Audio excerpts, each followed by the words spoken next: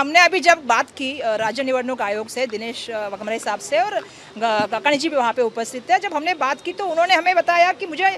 ये चीज़ की, हमने वो चीज़ की कि जब हम नीचे लेवल पे जाते हैं वार्ड ऑफिसर लेवल पे, तो मुझे ये लगा, जो बिल्कुल सचिन सावंत साहब ने और हमारे अमीन भाई ने सही कहा कि जो उनके बीच में कम्युनिकेशन है, चाहे वो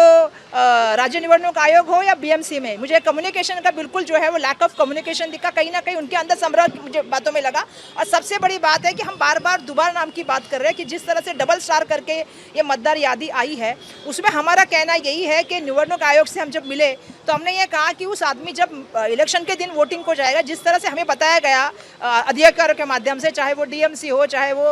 वार्ड ऑफिसर हो या अधिकारी हो, कि उनको जो है वहाँ पे इलेक्शन के दिन जो है वो शपथ पत्र लिखा जाएगा। अब ये सवाल है कि आदमी का दोबारा जो आए इलेक्शन के जिस दिन, तो कम से कम 4 से 5 मिनट वो जो है उसको शपथ पत्र लिखने में, और इसमें जो इलेक्शन करने आया है उसको संभ्रम के वातावरण होगा। और आपको एक चीज़ समझनी पड़ेगी कि जो भी निर्णय यहाँ से आते हैं, जैसे पिछले इलेक्शन में हमने देखा कि मोबाइल जो है लोग लेके चले गए, बाद में लोगों को कहा गया कि आप मतदार मोबाइल बाहर रख के आइए, इसमें लोगों का मतदान का परसेंटेज कम हो गया। हम ये चाहते हैं कि मुंबई का जो इलेक्शन इस बार हो कॉर्पोरेशन का, उसमें फेयर और बड़े पैमाने पे जो है लोग मतदार दिन के दिन आए। लेकिन आज इस तरह से जो है वो संभ्रम का वातावरण इसलिए है कि दोबारा यादी तैयार है, तो वो यादी को डिक्लेयर कर दीजिए। जिनका है वो अभी से आके शपथ पत्र दाखिल करेंगे, कहेंगे कि हमारा नाम नहीं। आज हमें पता नहीं कि वर्षा गायकवाड़ का नाम यहाँ है कि वहाँ है। जिस तरह से हम देख रहे हैं कि दोबारा नाम में कुछ लोगों के घर के भी लोगों के नाम आए, जिसका मैंने जिक्र किया कि सचिन सावंत जी के वाइफ का नाम दोबारा में आया, जबकि उन्होंने कोई फॉर्म नहीं भरा है। तो ये नाम आया कैसे है? तो इसको पूरी तरह से जो है वो चेक होना चाहिए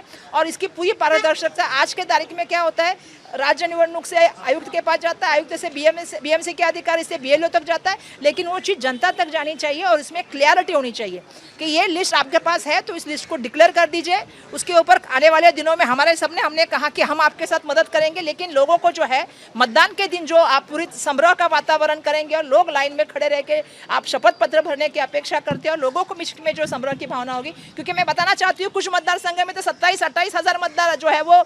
दोबारा है। तो आपको 1000 लोग अगर एफिडेविट भरने में जाएंगे तो कितना टाइम लग जाएगा? उससे अच्छा आपके पास लिस्ट है, आप उसके ऊपर कार्रवाई कीजिए कि किस तरह से इनको मिले, इनसे बात कीजिए और एक स्पष्ट भूमिका। मुझे लगता है तो कल 3 बजे जो मीटिंग है, जिसमें हमारी तरफ से सम्मानीय अमीन पटेल साहब, हमारी एमएलए ज्योति गायकवाड़ जी, हमारे सम्मानीय सचिन सावंत जी और बाकी सदस्य आएंगे। और उनकी तरफ से राज्य निवडणूक आयोग की तरफ से हमें कहा गया है कि हम आयुक्त को बुलाएंगे, एडिशनल जो है वो आयुक्त को बुलाएंगे और उसके साथ दोनों डीएमसी को बुलाएंगे।